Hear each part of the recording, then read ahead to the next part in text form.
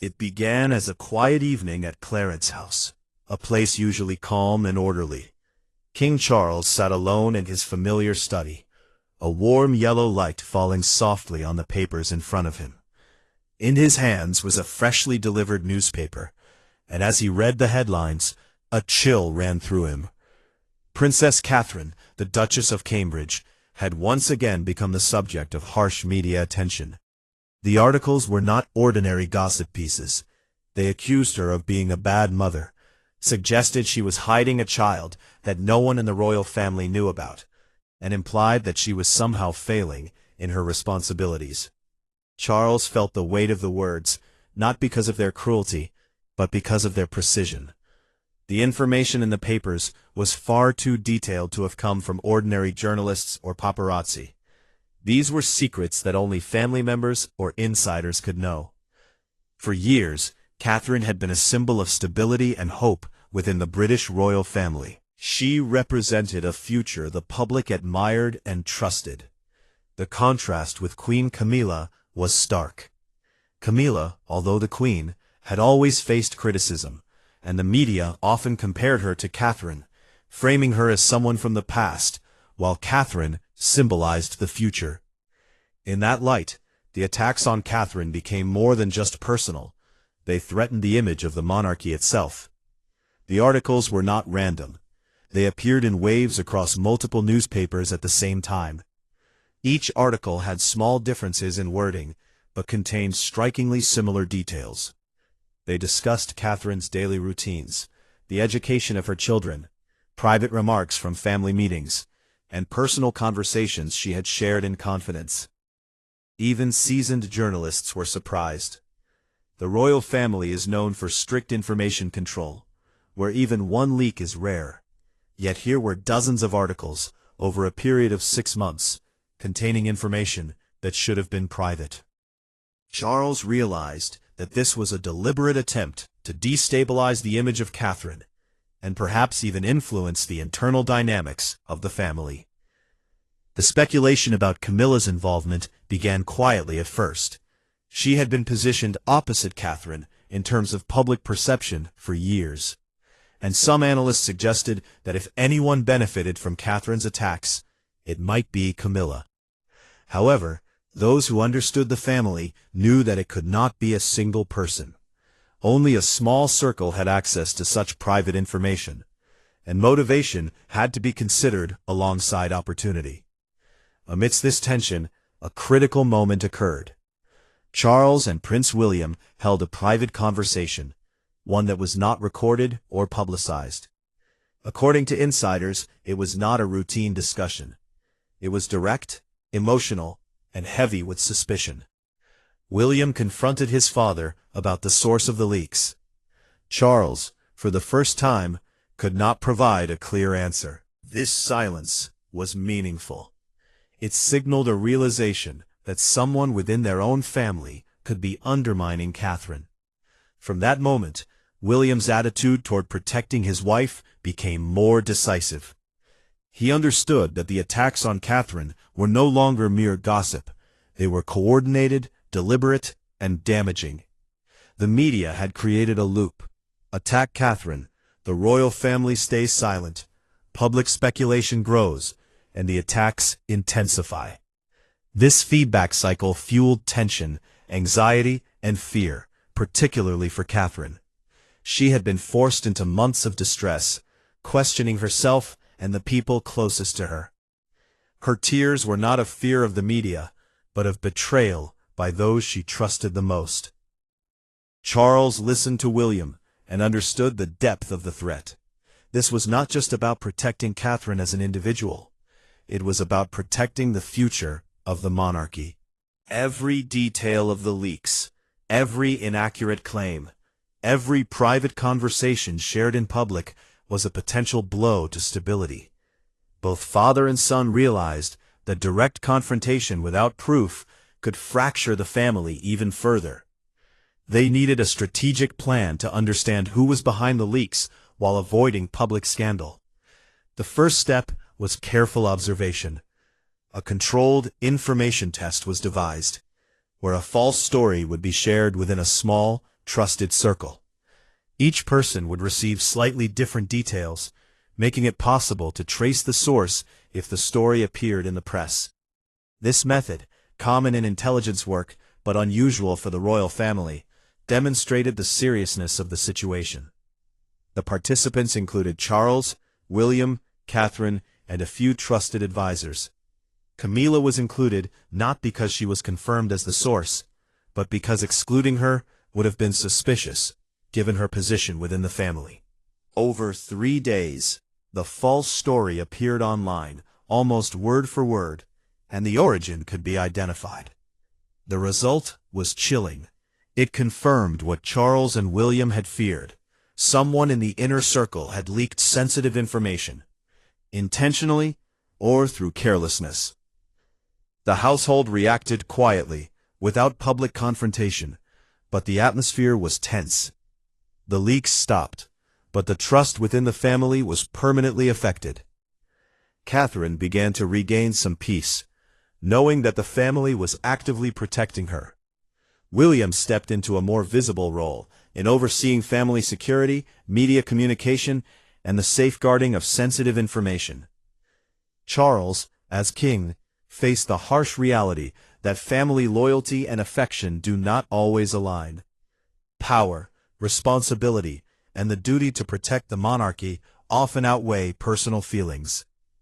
In the months that followed, the media coverage softened. The wave of attacks against Catherine decreased significantly, replaced by vague or neutral articles. This suggested that the internal leak had been controlled, though not publicly acknowledged. The first phase of this crisis demonstrated a fundamental lesson.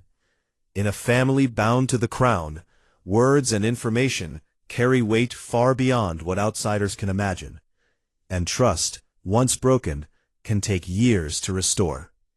The creation of the information trap marked a turning point.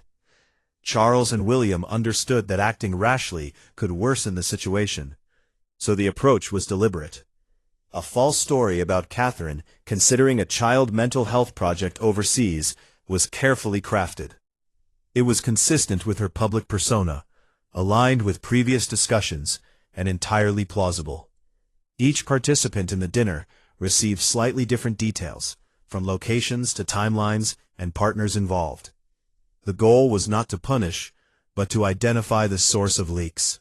Within 3 days, the story appeared in the press almost exactly as shared, confirming that someone within the trusted circle had been passing information. The speed and precision of the leak shocked the household. The article reached millions of viewers within a day, sparking debate, confusion, and speculation. Social media was flooded with reactions. Supporters defended Catherine. Critics questioned her responsibilities, and all of this stemmed from a story that had never actually existed. The implications were profound. Charles faced exhaustion unlike anything before. This was not a crisis of public opinion, but a crisis of family trust. William, too, realized that protecting Catherine required active involvement in strategic decisions. He became more cautious about whom to trust and how information was shared within the household. For Catherine, the experience left deep psychological marks. She had always known that royal life involved scrutiny, but never had she felt that her most private moments could be exposed so directly. Nights of anxiety and sleeplessness became common, replaced only gradually as measures were put in place to safeguard her privacy. The trap also clarified internal dynamics. Camilla's role in the family became more limited, though not publicly visible. Her access to sensitive information was restricted, and meetings involving Catherine and William were carefully controlled. While she continued to appear at official events, the balance of influence shifted quietly but decisively. The message was clear: loyalty, discretion, and the protection of the heir and his family take precedence over personal comfort or ambition. The consequences went beyond Camilla. The entire household became more guarded. Family dinners once places of casual conversation, were now approached with caution. Stories were shared selectively, and everyone became aware of the power of private words in a family where public perception is paramount. For Charles, the situation reinforced a lifelong lesson. The crown is not just about public ceremonies or historical legacy. It is about trust, security, and the continuity of the monarchy. Emotional decisions cannot override the structural responsibilities of leadership. The strategic handling of the crisis allowed Catherine to regain some normalcy. Carefully selected public appearances reinforced her stability, while internal boundaries ensured she was no longer vulnerable to internal attacks. William's role became more visible, taking on the responsibility of safeguarding family well-being while actively managing media relations. Charles, meanwhile, assumed the weight of difficult choices. He did not seek revenge or public confrontation. He implemented a new set of rules, tightening control over sensitive information and limiting access to the most critical family matters. These measures were not announced, but observed through subtle changes in public appearances, media coverage, and internal procedures. Camilla, although still present as queen, lost autonomy in practical terms. Solo trips, informal meetings with the press, and participation in sensitive decisions were curtailed. While she maintained her title and public role, her influence had been reduced in the most effective way possible, quietly, without scandal, and without public acknowledgement. This approach is deeply characteristic of the British monarchy, where power is often exercised behind the scenes, and consequences are measured, strategic, and deliberate. The events of the crisis revealed the psychological dimension of royal life. Catherine began to sleep better, free from constant worry about private details leaking. William grew more protective, more strategic, and more aware of the delicate balance between family, duty, and media influence. Charles, having faced betrayal within his household, understood the long-term implications of broken trust. The family was forced into a phase of structural caution. Internal communications were streamlined, sensitive information was carefully controlled, and everyone in the household recognized that personal relationships and power dynamics do not always align. Observers outside the royal circle could not see these changes, but they were tangible, impactful, and lasting. The media noticed the decline in detailed leaks, the reduction in direct attacks against Catherine, and a general stabilization in coverage. While public acknowledgement of the internal crisis did not occur, the effects were undeniable. Catherine's reputation recovered, William assumed greater responsibility, and Charles ensured that internal protocols prevented repetition of such a betrayal. This phase of adjustment was subtle but decisive. In the monarchy, subtle changes are often more powerful than overt actions. By controlling information, protecting key individuals, and managing internal dynamics, Charles demonstrated leadership that prioritized the monarchy over personal feelings, reconciliation, or dramatic displays. The lessons of this crisis extend beyond individual personalities. They show how power, trust, and discretion intersect within a family tied to national responsibility. Words, actions, and even silence carry meaning, and the repercussions of a breach extend far beyond the immediate incident. The information trap not only identified a leak, but reshaped internal behavior, reinforced protocols, and established clear consequences for actions that threaten family or institutional stability. After the trap was successful, life within the royal family entered a new phase. Catherine began to feel safer, her sense of privacy gradually restored. Public appearances were selected carefully, avoiding overwhelming scrutiny, while reinforcing her image as a stable and capable figure in the royal family. William became more actively involved, overseeing both media relations and internal protection measures. He assumed a role that combined the responsibilities of a husband, father, and protector of the family's public and private integrity. Charles faced the enduring challenge of balancing emotional considerations with institutional responsibility. While the confrontation with Camilla did not result in public accusations or scandal, its effects were profound. Camilla continued to serve as queen, attending major events, but her influence over sensitive matters, particularly those involving Catherine and William, was diminished. Internal briefings and strategic decisions were routed through alternate channels, ensuring that the protection of Catherine and her family could be maintained. The monarchy had shifted subtly, but meaningfully. Observers noted the reduction in targeted media attacks and the increased stability in Catherine's public image. These changes did not rely on legal action, public statements, or dramatic gestures. Instead, they resulted from careful, strategic adjustments within the household, demonstrating how power is exercised quietly and deliberately. The psychological consequences for Catherine were equally important. After months of anxiety, sleepless nights, and worry over private conversations appearing publicly, she began to recover a sense of calm. This was a victory of sorts, not only for her own well-being, but for the continuity of the monarchy. William's growth in this period was significant. He assumed direct responsibility for monitoring and controlling information, protecting family members, and participating actively in strategic decisions.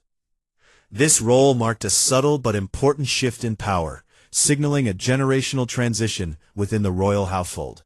Charles, having faced betrayal within his inner circle, reinforced the principle that trust is foundational to the monarchy.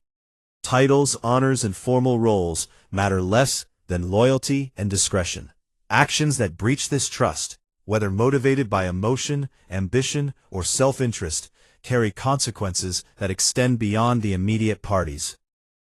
Camilla, while maintaining her public presence and title, experienced a loss of practical autonomy.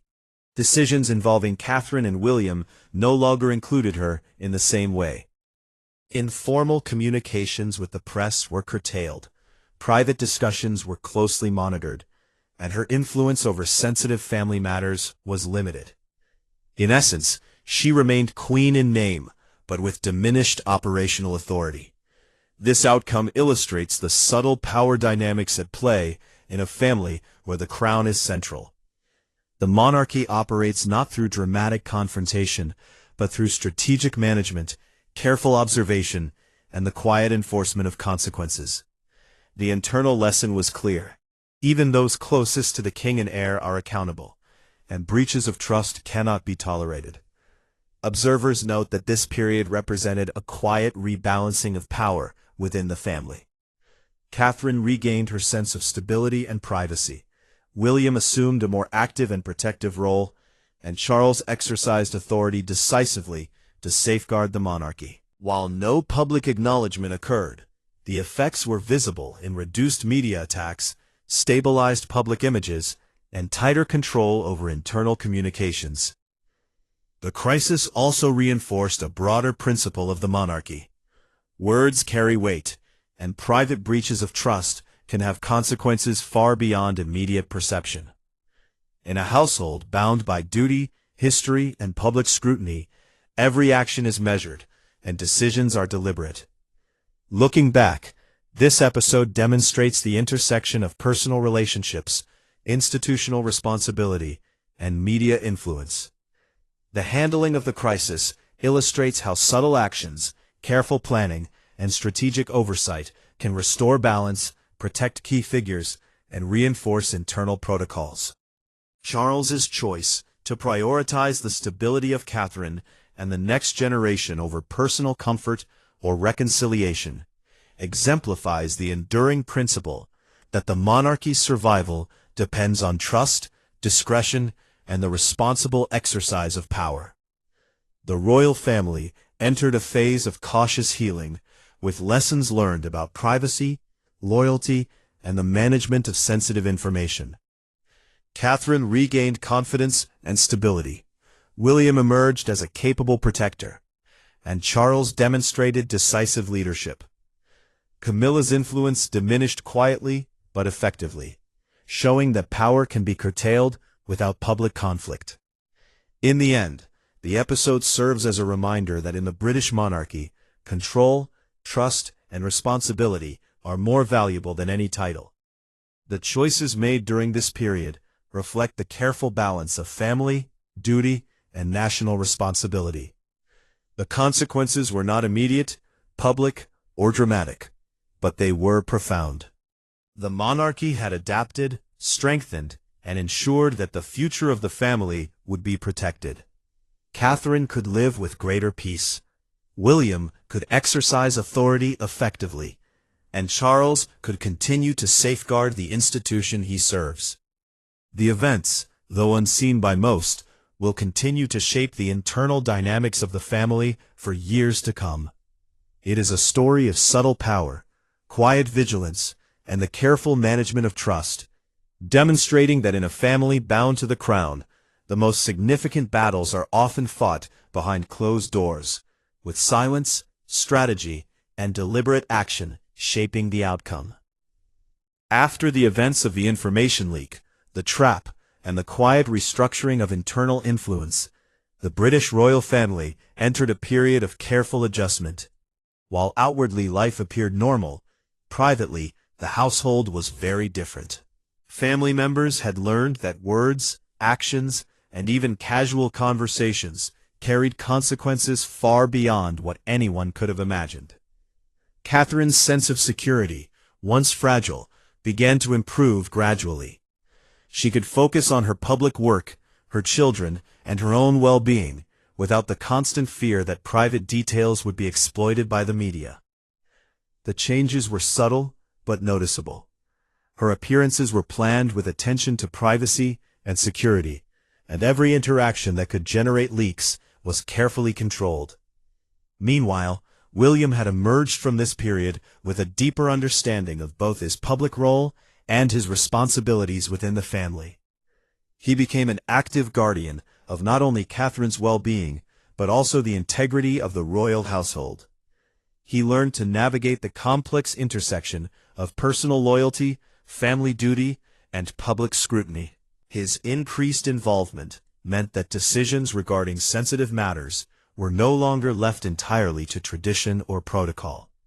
Instead, he collaborated closely with Charles and Catherine to maintain both stability and discretion. Charles himself carried a new awareness of the fragility of trust.